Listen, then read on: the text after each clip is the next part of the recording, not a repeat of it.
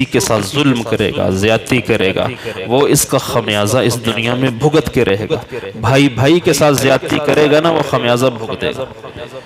ٹھیک ہے، ماں باپ اگر اپنی اولاد کے ساتھ ظلم اور زیادتی کریں گے وہ خمیازہ بھگتیں گے۔ شوہر اپنی بیوی پہ زیادتی کرے گا، اس کا خمیازہ بھگتے گا۔ ظلم ایک ایسی چیز ہے، ایسی بری چیز ہے کہ اس کا انجام تو بندہ موت سے پہلے دیکھتا ہی دیکھتا ہے۔ ہمارے ملک کو دو چیزوں نے ختم کیا، ایک حرام خوری نے ختم کیا اور دوسرا بے انصافی نے ختم کیا کہ ظلم ہے، ہماری عدالتوں میں انصاف کوئی نہیں، نہ غریب کے لیے نہ امیر کے لیے، کسی کے لیے انصاف کوئی نہیں۔ تو ایک حرام خوری ہے جو رگو پے میں گھس چکی ہے، ہر بندہ حرام کھانے کے چکر میں، راتوں رات امیر ہونے کے چکر میں، حلال کی کمائی پر اکتفا ہے ہی نہیں، قناعت ہے ہی نہیں۔ حالانکہ اللہ کے حبیب نے فرمایا تھا سب سے بڑا امیر شخص وہ ہے جو قناعت کرنے والا ہے، قناعت۔ تو اللہ نے ہمیں جو ملک عطا فرمایا بھائی، پاکستان ہمیں عطا فرمایا، ہمیں اس کی قدردانی کرنی چاہیے، ہمیں اللہ کی نعمت پہ شکر ادا کرنا چاہیے کہ اگر خدا نہ خواستہ یہ ہم ہندوستان میں ہوتے تو آپ لوگ حال تو دیکھیں نا مسلمانوں کا، ہندوستان میں مسلمانوں کا حال دیکھیں، جتنے بھی اسلامی ممالک ہیں اس وقت پاکستان سے بہتر کوئی نہیں ہے۔ پاکستان یہ جو لوگ چلے جاتے ہیں نا، باہر چلے جاتے ہیں اور آ کے پھر جب واپس آتے ہیں تو پاکستان کے خلاف ہی بولتے ہیں۔ شرم آنی چاہیے ان لوگوں کو کہ ہم کیا کر رہے ہیں، جس مٹی سے پیدا ہوئے ہو اور جہاں کا اناج کھا کے جوان ہوئے ہو اور پورے سال کا راشن آپ ان ملکوں میں لے کے چلے جاتے ہو، جی پاکستان سے سستیاں چیزیں نے اتنے مہنگیاں نے، تو شرم آنی چاہیے بندے کو ایسی کہتے ہیں کہ پاکستان جیسا ملک کوئی نہیں ہے۔ اس کو نسبت ہے مدینہ رسول سے کہ مدینہ طیبہ اور پاکستان، ان کا مطلب معنی ایک ہی ہے، مدینہ طیبہ پاک شہر، اور پاکستان کا مطلب کیا ہے؟ پاکستان کا مطلب بھی پاک خطہ ہے، پاکستان۔ اس کے جھنڈے کا رنگ سبز اور سفید، گنبد خضرا بھی سبز اور سفید، تو کتنی مشابہت ہے۔ مدینہ طیبہ اسلام کے نام پہ بنا ہے، ہجرت اللہ کے حبیب نے اسلام کے نام پہ کی، یہ ملک بھی اسلام کے نام پہ بنا ہے۔ اس کی بنیادوں میں بھی لا الہ الا اللہ محمد الرسول اللہ ہے، مدینہ کی بنیادوں میں بھی لا الہ الا اللہ محمد الرسول اللہ ہے۔ جتنی آزادی دین پر چلنے کی اس ملک میں ہے پوری دنیا میں کہیں نہیں ہے، اسلامی ممالک میں بھی نہیں ہے۔ میں تو آپ کے سامنے خطاب کر رہا ہوں نا، بیان کر رہا ہوں، تو باہر کوئی اس طرح کو بیان کر کے دیکھے، کوئی خطیب سعودیہ میں اپنی مرضی سے بیان کر کے دیکھے، اگلا روز جیل میں ہوگا، کلمہ حق کہہ نہیں سکتے، جو حکومت نے لکھ دیا وہی بیان کرنا ہے، آگے پیچھے کیا تو جیل میں ڈال دیں گے۔ کتنے ائمہ کرام کو انہوں نے پکڑ کے ایسے جیل میں ڈال دیا اور ادھر ہی مر گئے، ختم ہو گئے۔ تو جو ظلم ان اسلامی ممالک میں ہے، ہمارے ملک میں تو اللہ تعالیٰ نے بڑی آسانی عطا فرما دی ہے۔ اپنے ملک کی قدر کرنی چاہیے، حالات اوپر نیچے ہوتے رہتے ہیں، ایک وقت مدینہ منورہ پہ ایسا بھی آئے، جو حالات مدینہ پر آئے ہیں وہ پاکستان پہ بھی آنے۔ ایک وقت مدینہ منورہ پہ ایسا بھی آیا کہ اس کی معیشت زیرو ہو گئی، بالکل زیرو، ختم۔ لیکن امت میں، قوم میں، نبی کے صحابہ میں چونکہ ایمان تھا، یقین تھا، اعمال تھے، اخلاص تھے، رواداری تھی، ایک دوسرے کی ہمدردی تھی، وہ قوم پھر اٹھ کھڑی ہوئی۔ مدینہ میں جو حالات دیکھیں کہ اللہ کے نبی کے گھر کا چولہا 40 دن نہیں جلا، حضرت عائشہ فرماتی ہیں 40 دن نبی کے گھر میں آگ نہیں جلی کہ کچھ پکا ہی نہیں ہے۔ اتنی ڈاؤن معیشت آپ لوگوں نے اپنے گھر کی کبھی دیکھی ہے؟ نہیں دیکھی آپ۔ اور اللہ ہمیں دکھائے بھی نہ کہ ہم ان چیزوں کو برداشت نہیں کر سکتے۔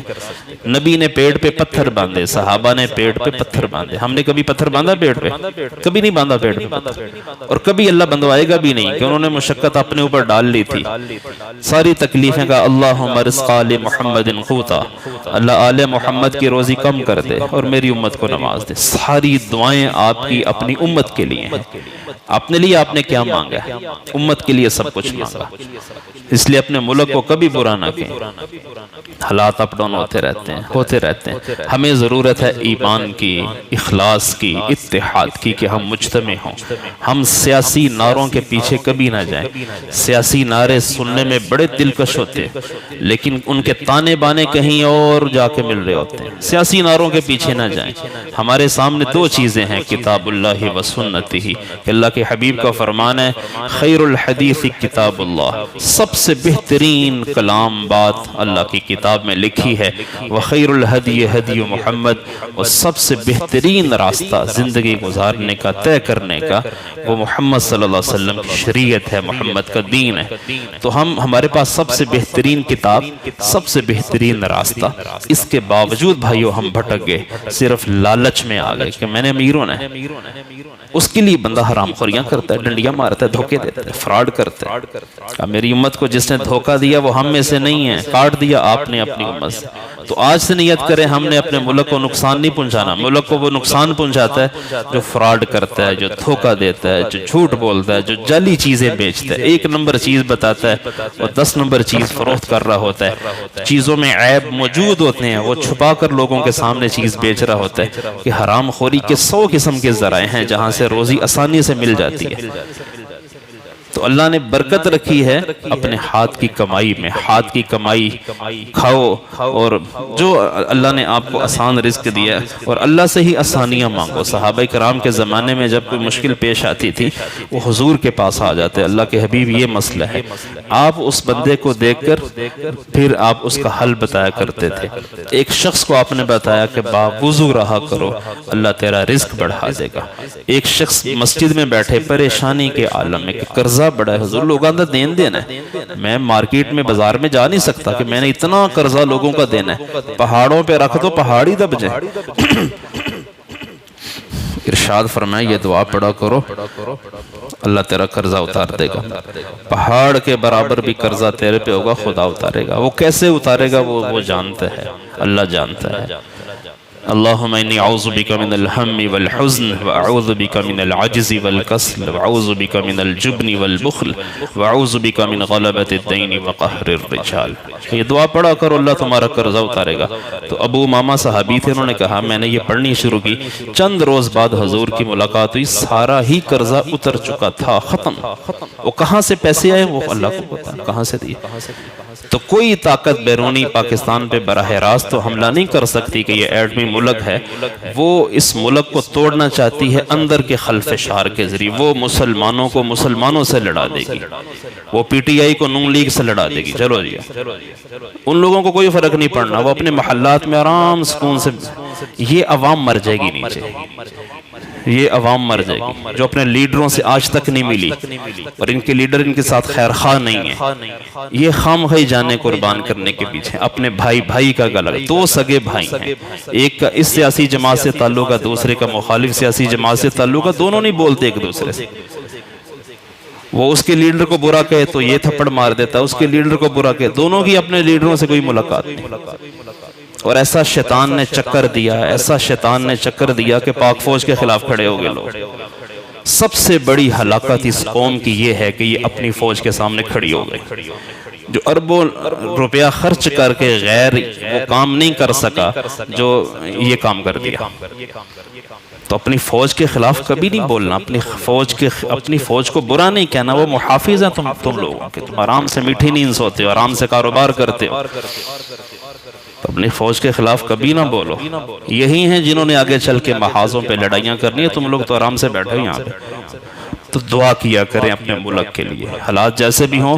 مدینہ کی حالات بھی بڑے ایک دفعہ خراب ہوئے، لیکن حضور کی دعائیں ملتی ہیں، اللہ ہمارے مدینہ شہر کے باغات میں برکت دے، اللہم بارک لنا فی مدینتنا، اللہ مدینہ میں برکت دے دے۔ حضور دعائیں فرماتے تھے، آپ لوگ نہیں کر سکتے، اللہ پاکستان میں برکت دے، پاکستان میں برکت دے، خیر دے، عافیت دے، آسانیاں دے۔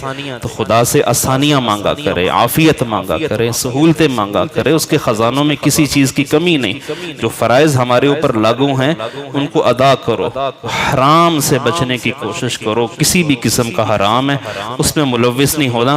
کہ پچھلی قومیں اسی لیے تباہ و برباد ہوئی ہیں کہ ان کی عمریں لمبی لمبی تھی، ان کی حکومتیں سلطنتیں بڑی مضبوط قسم کی تھی۔ فَكُلًّا أَخَذْنَا بِذَنْبِهِ فَمِنْهُمْ مَنْ أَرْسَلْنَا عَلَيْهِ حَاصِبًا وَمِنْهُمْ مَنْ أَخَذَتْهُ الصَّيْحَةُ وَمِنْهُمْ مَنْ خَسَفْنَا بِهِ الْأَرْضَ وَمِنْهُمْ مَنْ أَغْرَقْنَا وَمَا كَانَ اللَّهُ لِيَظْلِمَ یظلمہم ولکن کانوا انفسہم یظلمون کہ سب کو ہم نے پکڑ فرمائی ہے ان کی حرام خوری کی وجہ سے، وہ گناہوں میں پڑ گئے تھے، بڑی بڑی سلطنتیں تھی فرعون کی، اللہ نے زیر و زبر کر دی، بڑا مال تھا قارون کا سب کچھ چھین لیا خدا نے، بڑے بڑے قوت والے لوگ تھے قوم عاد کے، اللہ نے پٹخ دیا ہوا سے، تو ہم اللہ کا مقابلہ نہیں کر سکتے نافرمانی کے ساتھ، لہذا ہمارے حق میں ہمارے ملک کے حق میں بہتر یہ ہے متحد ہو کرو، تمہارا کسی بھی سیاسی پارٹی سے تعلق ہے، بحیثیت مسلمان ہونے کے ہر ایک مسلمان کی عزت کرنا احترام کرنا فرض ہے ہمارے اوپر، اور مسلمان کی بے عزتی کرنا مسلمان کو گالی دینا حرام ہے،